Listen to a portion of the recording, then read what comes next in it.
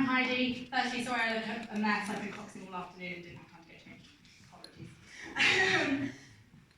So the first obvious piece of experience I have to support my running for this role is that I was Vice Social Secretary, shared with Evie Kelly, who couldn't be here today, this year. This position, for those who don't know, doesn't really have a massive job description. The Vice Social Sec very much has to work with all members of the Social Events Committee to oversee any processes involved in any part of the event.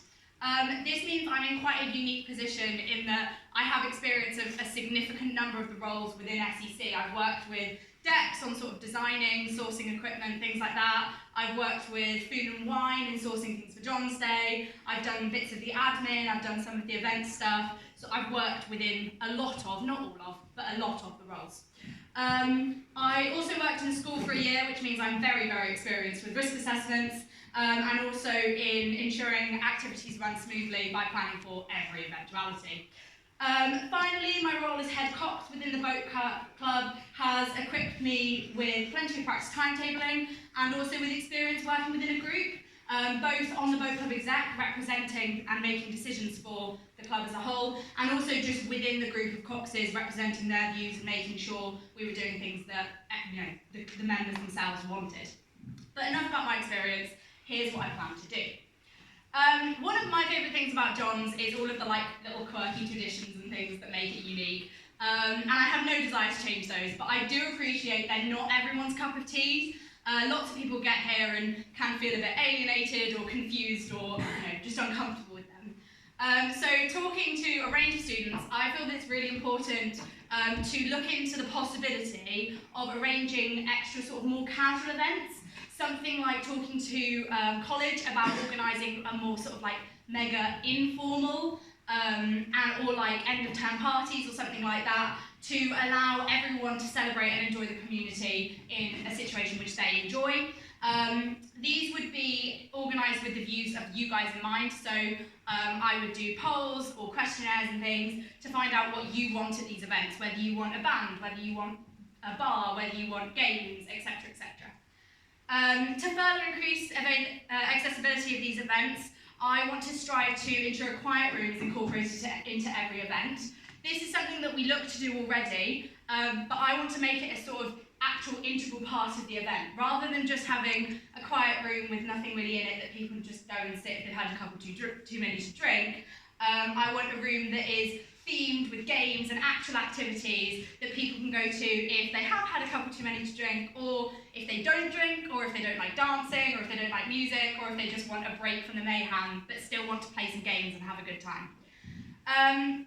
When timetabling outings for the boat club, we ask everyone to fill out a spreadsheet of all their commitments so that we can organise things specifically when people are actually available. This is something which I implemented when I did the timetabling for Babel Prep Week this year, but I think it would be beneficial to use it at the start of every term. Talking to SEC members or exec members when necessary, well in advance, and finding out days when they are available to organise prep days well before the event is actually taking place would improve the welfare, because obviously, of these members, because stress would be reduced if there's more people there on the day and there's plenty of time to do things. But it would also improve the quality and value for money of events by allowing us more time to plan, prepare and make things for ourselves. This would also be beneficial for inter-common room enjoyment. From my experience as an international rep who worked during postgrad introductionary week, I found that one of the main reasons that the other common rooms can't attend our events is timetable clashes and also a lack of communication. If we have our prep days well before the event, it means we can make plans and set them in stone, like way in advance, so people can get it in their diaries and make sure that they can come along. It's really hard to get everything in a 5-minute Hust, and I talk a lot, so sorry. But please approach me anytime to ask questions. At the end of the day, I will set events on that you enjoy. So challenge my ideas, tell me your ideas, tell me if you think mine are wrong, come chat to me anytime.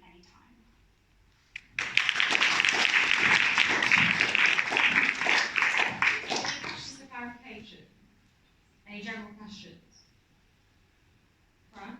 What would you do about booking the summer ball event for next year? What do you mean, what would I do? Or as in, do you plan it for next year or will it be the next year?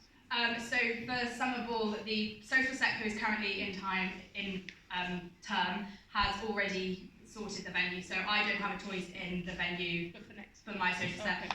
But when I am if I am social sec, if I am social sec, I would then do the booking for next year's for the next social secs. Thomas? $1 million question. Ticket prices up, down, or stay the same? I'm going to be really honest, I can't stand here and say that.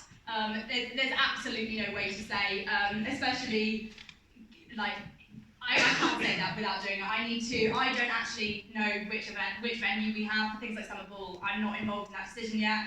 There have been decisions made that are out of my control.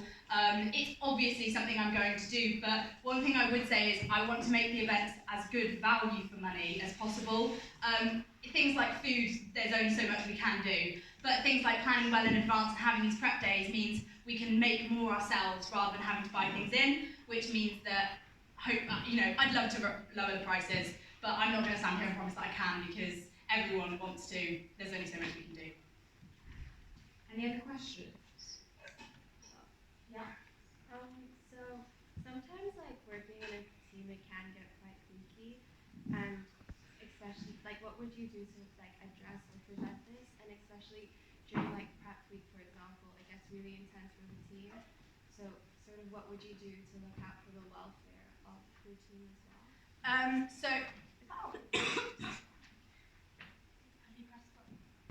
Hello? Yeah, sorry.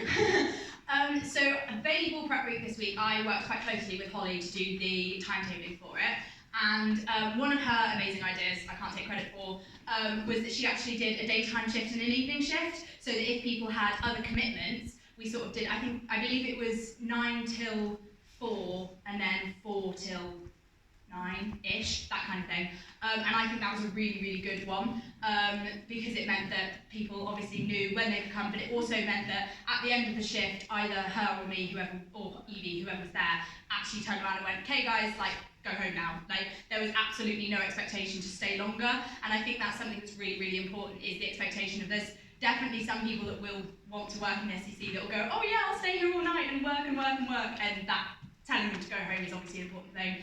Again, I think that comes into planning prep days well in advance, and also more making sure that more people can make it. So rather than just giving dates out and saying who can make it, actually finding what days people are available for and choosing the days where there will be more people there.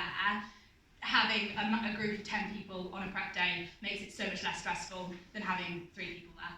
And I think that's the main thing you can do, really.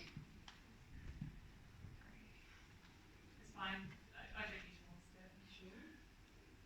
It's just me asking it because I know stuff. Like, I'm not personally interested. We'll leave it to that. We'll leave it. One piece of experience that you haven't mentioned is your experience with community outreach. I was wondering what kind of events you have in plan that link with the community rather than just with John's. So I know, again, I'm going back to this year, one of the things we wanted to do was the Christmas fair. Obviously it's really hard, there's issues with getting the local community into John's because of health and safety risks and other reasons. But I do think getting the Christmas fair in would be really, really lovely. To be honest, I'm going to be really honest, it's not something I've actually massively considered because it's not something that is done like as a regular thing, but I'm glad that you brought it up and it's something that I'd really like to think about. And if you are interested in that, please come back and I will have a think about that and look into addressing that because that is actually a really good idea. Sorry I don't have a better answer for that question. Thank you, we'll move on.